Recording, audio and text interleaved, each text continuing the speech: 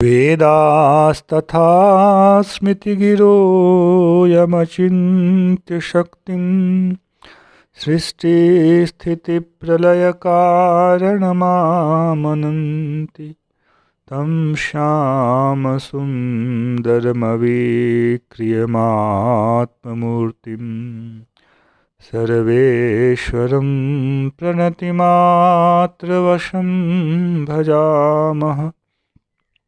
अज्ञाननिरधिरुपैति यया विशोषं भक्तिः परापि भजते परिपोषमुच्चैः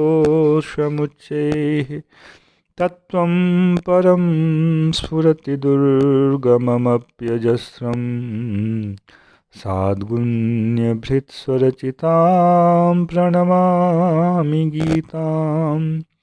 नारायणं नमस्कृत्य नरं चैव नरोत्तमं देवीं सरस्वतीं व्यासं ततो जयमुदीरयेत्। हरे कृष्ण कृष्ण कृष्ण हरे हरे, हरे राम राम राम हरे हरे। गीता मंजरी का यह 145वां अंक है। विगत अंक में हम लोगों ने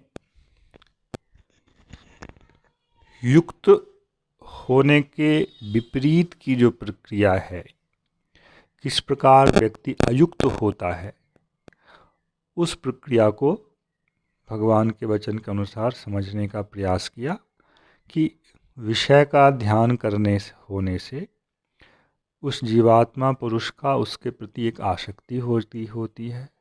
आसक्ति ही बढ़कर कामना का रूप धारण कर लेती है।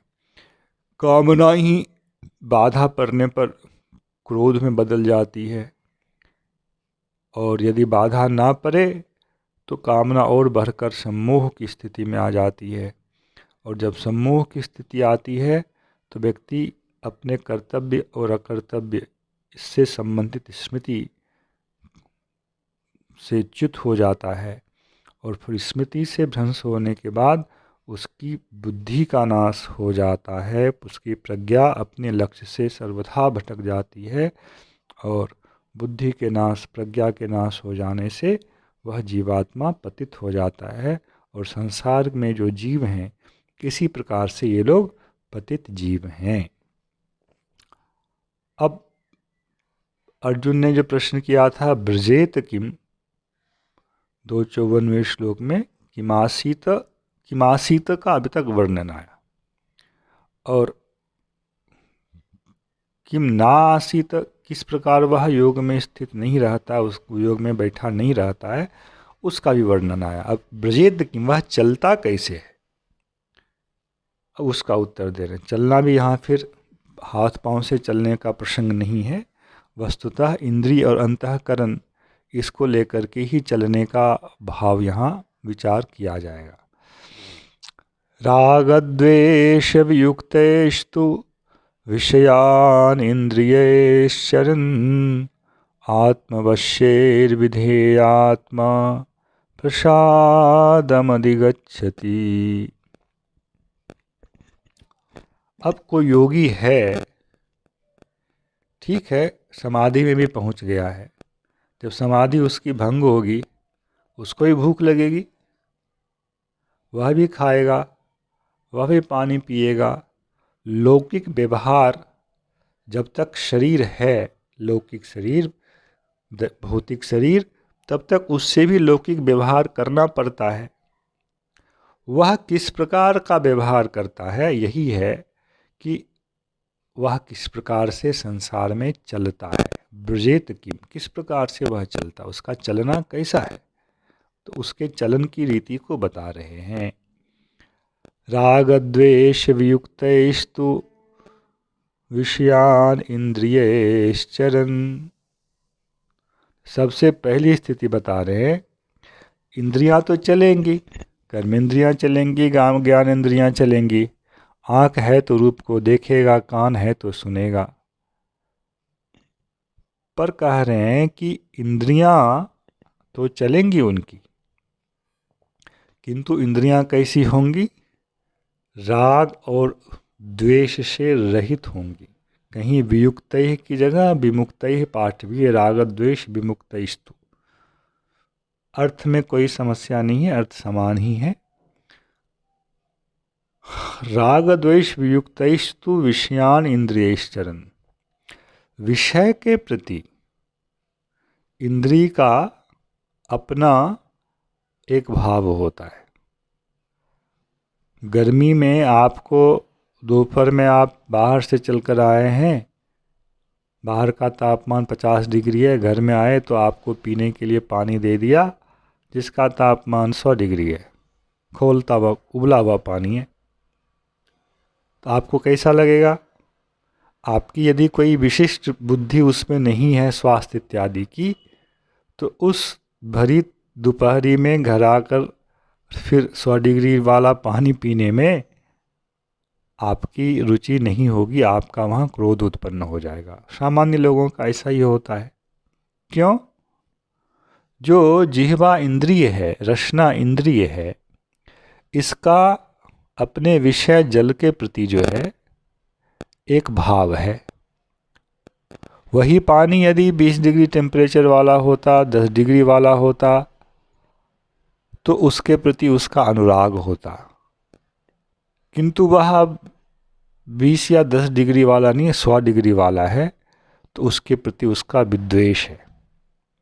तो इंद्रियों का अपने विषय के प्रति राग और द्वेष ये नियत होते हैं, परिस्थिति के अनुसार भी होते हैं।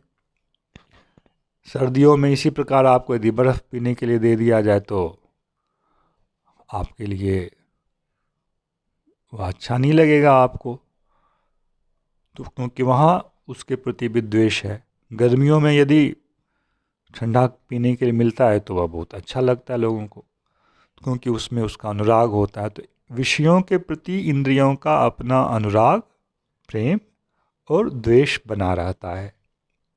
किंतु जो योगी लोग होते हैं उनके विषय में कह रहे हैं, उनकी इंद्रियां ऐसी हैं जो विषयों के प्रति राग और द्वेष से मुक्त हैं। वे उस जल को भी उस ग्रीष्म ऋतु में भी बाहर से आकर किसी ने यदि 100 डिग्री वाला पानी उनके सामने रख दिया ना, तो यह पानी तुमने मुझे क्यों इतना गर्म दिया, इस प्रकार की भावना ना रखते हुए यह पानी ही मेरे प्रारब्ध में लिखा हुआ था बोल करके उनके मन में कोई विकार नहीं आएगा। क्यों? इंद्रिय के विषय के प्रति उनका राग द्वेष नहीं है।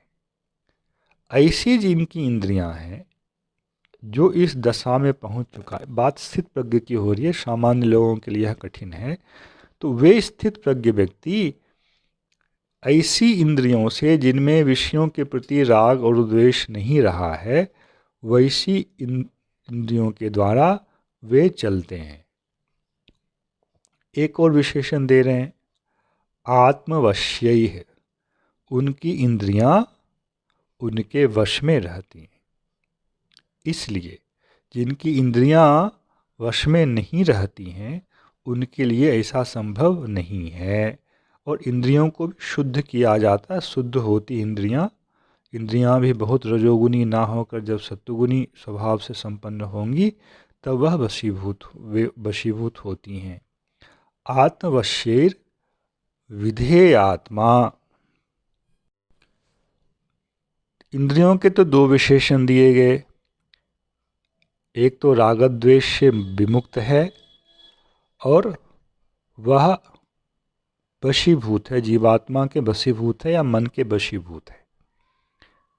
किंतु जो करता है, जो पुरुष है, उसके लिए विधेय आत्मा। विधेय आत्मा का सामान्य जो अर्थ है वह है शास्त्रीय वचन में अवस्थित।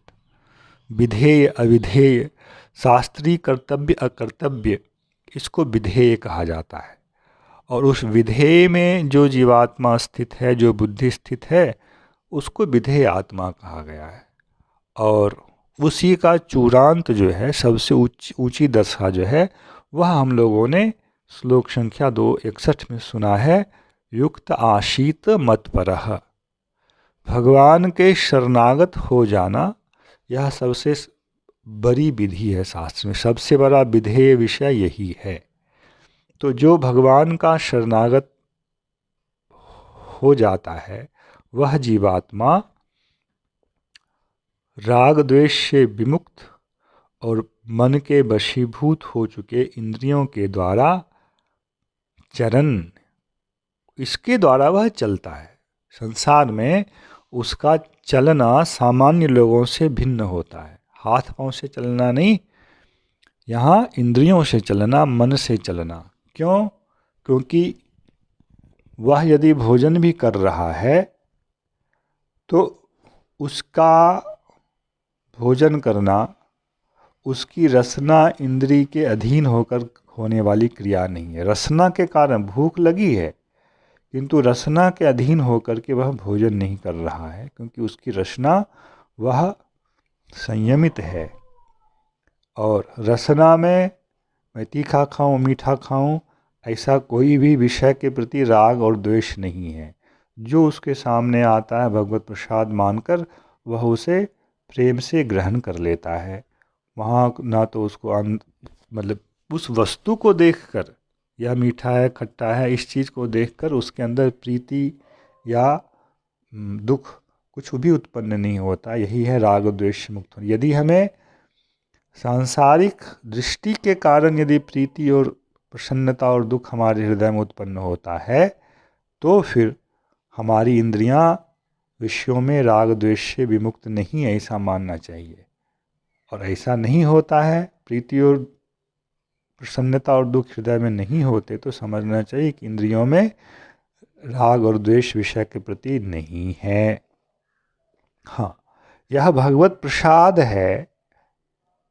यह बुद्धि, इस बुद्धि का होना और इससे प्रसन्नता का होना, यह इस सीमा से बाहर है। भगवत प्रसाद की बुद्धि होने से उसको देखकर एक प्रसन्नता और आदर का भाव होना, वह ग्राह्य है। क्योंकि वह किसके अंतर्गत आ जाता है? मत पर है, विधेय आत्मा के अंतर्गत वह विषय आ जाता है।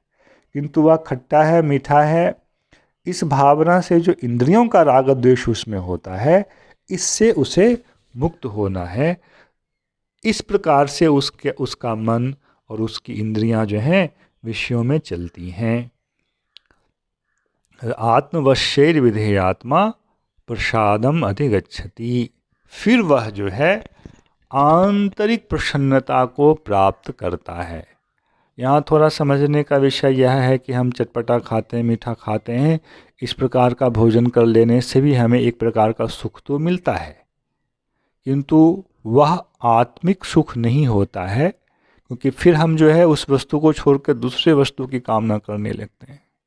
आत्मिक सुख तो वही होगा जब हम एक विषय में स्थित हो जाएंगे, हमारी प्रज्ञा वहाँ पूर्ण रूप से स्थित हो जाएगी, उसको छोड़कर और किसी विषय की कामना ही, किसी की कामना नहीं रहेगी। विषय को मैं यहाँ से हटा देता हूँ, किसी की कामना नहीं रहेगी। इस प्रकार से वह आत्मिक प्रसन्नता को प्राप्त करता है। उसके पहले की प्रसन्नता जो है इंद्रिय संबंधी प्रसन्नता उसको रहती है। प्रसादे सर्व दुखानां हानिरस्योपजायते, प्रसन्न चेतसो ह्यासु बुद्धि पर्यवतिष्ठते। प्रसादे सर्व दुखानां हानिरस्योपजायते, जब वह आत्मिक प्रसाद, आत्मिक प्रसन्नता उसे प्राप्त होगी, ऐन्द्रिक प्रसन्नता नहीं। यहाँ हम ऐसा भी कह सकते हैं, परमात्मा से संबंधित होने की प्रसन्नता। विषय की प्रसन्नता, विषय सुख की तो वह कामना ही नहीं करता है, उसमें तो उसका राग द्वेष है नहीं, वहाँ तटस्थ है, उदासीन है। इसलिए यह जो प्रसन्नता है वह दैहिक वस्तु, दैहिक विषयों से अतिरिक्त कोई प्रसन्नता है, और उस प्रसन्नता को वह प्राप्त कर लेता है। और उस प्रसन्नता को प्राप्त कर लेने के बाद अस्य सर्व दुखानां हानि, जितने भी दुख हैं सबका नाश हो जाता है, क्योंकि हमारे लिए ऐन्द्रिक सुख भी हमारे लिए दुखदाई ही होते हैं, इसलिए उस दुखदाई सुख का भी नाश हो जाता है। सर्व दुखानाम हानि ही उपजायते। यह विषय समझने का विषय है कि वह प्रसाद प्राप्त हो जाने के बाद विषय से संबंधित किसी भी प्रकार का दुख अथवा सुख को भी यहाँ समझ जोड़ लें। विषय संबंधी सुख वहाँ उत्पन्न नहीं होता है, क्योंकि उस समय उसकी जो प्रसन्नता है वह आत्मिक सुख से उत्पन्न होता है, परमात्मा के संबंध से होने वाले सुख से होता है, क्योंकि मत्परः शब्द को भगवान ने यहाँ कहा है। और भगवान ने यह भी कहा है, रसवर्जम रसोप्यस्य परम दृष्ट्वा निवर्तते। कोई व्यक्ति केवल विषय का संग्रह नहीं करता है, विषय को ग्रहण नहीं करता, ऐसा होने से विषय संबंधी रस का लोप नहीं हो जाता, उसको प्राप्त करने की अभिलाषा उसकी बनी रहती है। किंतु परम दृष्ट्वा रसम अपि विनिवर्तते। तो परम जो शब्द है वह है परमात्मा। परमात्मा को देख लेने के बाद विषय संबंधी अभिलाषा की ही पूर्ण समाप्ति हो जाती है। इसलिए पीछे के प्रकरण से इसको यदि हम जोड़ कर देखें तो प्रसन्न चेतसो यासु बुद्धि पर्यवतिष्ठते, यहाँ इसके पहले जो सर्व दुखानाम हानि कहा गया, विषय संबंधी जो रस है, अभिलाषा है, सुख दुख है, केवल दुख नहीं, क्योंकि विषय का सुख भी दुखदाई ही होता है, इसलिए उसको दुख स्वरूप ही मान लें तो सभी प्रकार के दुखों की उसकी निवृत्ति हो जाती है, क्योंकि वह परमात्मा से युक्त हो जा चुका होता है। और प्रसन्न चेतसो यासु बुद्धि पर्यवतिष्ठते, उसकी जो प्रज्ञा है, उसका जो धर्मभूत ज्ञान है, वह पूर्ण रूप से परमात्मा के साथ युक्त होने के कारण प्रतिष्ठित हो जाता है। अविद्या का उस पर जो है प्रभाव समाप्त हो जाता है। भाव यही है।